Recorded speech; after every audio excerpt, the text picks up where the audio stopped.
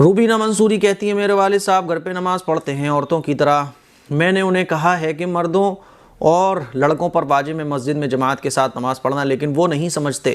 میں نے انہیں آپ کی بتائی ہوئی حدیث بھی بتائی، لیکن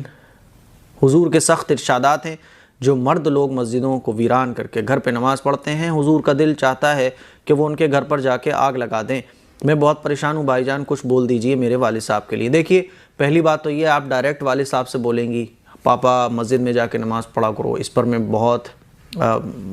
بار آپ لوگوں کو بتا چکا ہوں کہ ہمارے جو بھی بڑے ہوتے ہیں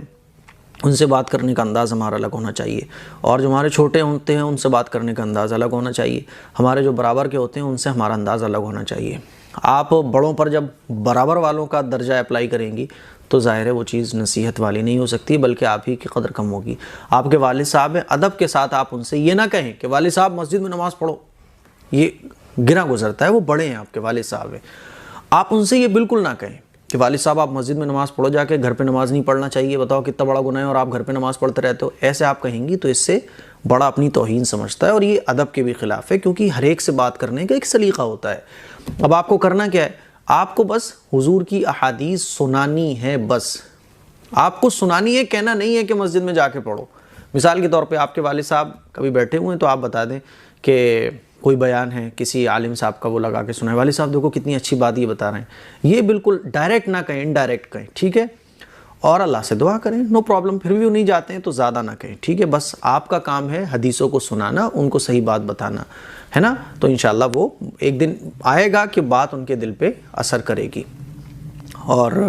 جو حضور کے ارشادات ہیں وہ آپ سناتے رہیے، مسجد میں مسجد کی فضیلت سنائیں، اور جو مسجد میں جانے کے جو حضور کے ارشادات ہیں وہ سنائیں، مسجد میں اللہ تعالیٰ کا کیسے کرم بندے پر نازل ہوتا ہے وہ حدیثیں سنائیں، تو آپ فضیلتیں سنائیں، وہ انشاءاللہ خود بخود مسجد جانا شروع کر دیں گے۔ بہت سارے لوگ یہ سوال کرتے ہیں کہ مفتی صاحب کچھ لوگوں کو ہم دیکھتے ہیں کہ وہ نماز کے بعد سر پہ ہاتھ رکھ کے کچھ پڑھتے ہیں، تو وہ لوگ کیا پڑھتے ہیں، وہ انہیں پڑھنا چاہیے یا نہیں پڑھنا چاہیے، یا اس کو پڑھنے کا ثواب کیا ہے؟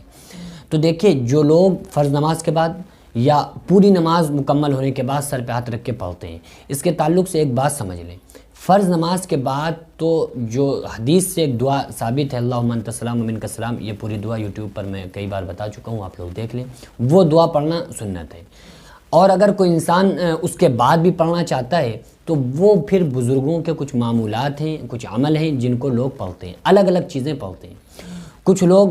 دعا پڑھتے ہیں رب یسر ولا تعسر وتمم بالخیر وبک نستعین یا فتاح رب زدنی علما، کچھ لوگ اس کو پڑھتے ہیں۔ کچھ لوگ صرف رب زدنی علما، رب زدنی علما، رب زدنی علما، اس کو ہاتھ رکھ کے سر پہ 11 مرتبہ پڑھتے ہیں۔ بہرحال وہ اپنی الگ الگ چیزیں ہیں، کچھ لوگ پڑھتے ہیں سبحان اللہ و بحمدہ سبحان اللہ العظیم، کچھ لوگ اس کو بھی پڑھتے ہیں۔ میں آپ کو ایک عمل بتاتا ہوں بہت مختصر سا، جو نماز کے بعد سر پہ ہاتھ رکھ کے جو پڑھنا ہے، اگر آپ نے اس عمل کو کر لیا تو انشاءاللہ تعالیٰ 2 فائدے ہوں گے۔ پہلے تو آپ کی آنکھ کی روشنی انشاءاللہ محفوظ رہے گی، دوسرا آپ کے ذہن میں جو خیالات چلتے رہتے ہیں ان تمام خیالات سے آپ صحیح رہیں گے، آپ کا ذہن جو رہے گا وہ بالکل کلیئر رہے گا انشاءاللہ۔ آپ جب پوری نماز سے فارغ ہو جائیں، فرض نماز کے بعد کی جو دعا ہے وہ دعا پڑھیں، دعا معصورہ میں سے، اور اس کے بعد جب سنتیں نفلیں، اگر مثلا ظہر پڑھ رہے ہیں تو اس میں سنت و نفلوں کے بعد، عصر پڑھ رہے ہیں تو فرض نماز کے بعد آپ نے سبحان اللہ الحمدللہ اللہ اکبر 33 اور 34 مرتبہ پڑھنے کے بعد دعا مانگنے سے پہلے پوری نماز سے آپ فارغ ہو جائیں، پوری نماز سے فارغ ہونے کے بعد دعا مانگنے سے پہلے اپنے ہاتھ کو ماتھے پہ رکھیں، ماتھے پہ رکھنے کے بعد 11 مرتبہ یا علیمو یا علیمو یا علیمو اس کو پڑھنا ہے۔ یا علیمو یہ اللہ کے صفاتی 99 ناموں میں سے ایک نام ہے، اس کو اگر آپ پڑھنا شروع کریں گے 11 مرتبہ سر پہ ہاتھ رکھ کے پڑھیں تو انشاءاللہ تعالیٰ آپ کا ذہن کھلا رہے گا، اور آپ کے ذہن میں جو تمام ٹینشنیں اور فکریں اور تمام جو خیالات رہتے ہیں انشاءاللہ تعالیٰ اس سے آپ بہت زیادہ فائدہ آپ کو ملے گا اور آپ استفادہ حاصل کر سکتے ہیں۔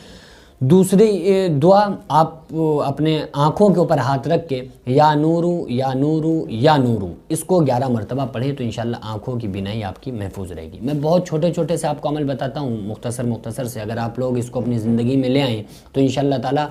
اصل جو ہم بہت زیادہ جو صحیح رہیں گے وہ تمام ان دعاؤں ذکر و اذکار کی برکت ہوگی، جو انشاءاللہ پھر ہم بہت زیادہ صحت مند اور تندرست اور ہر لحاظ سے ہم ٹھیک ٹھاک انشاءاللہ رہیں گے۔ آپ سے گزارش ہے کہ اس عمل کو اپنائیں، یہ بزرگوں کے معمولات میں سے، اگر کوئی شخص اپنی جو بھی پڑھ رہا ہے، اگر آپ کچھ پڑھتے ہیں تو وہ بھی ٹھیک ہے، جو میں نے بتایا اگر آپ چاہیں تو اس عمل کو بھی پڑھ سکتے ہیں۔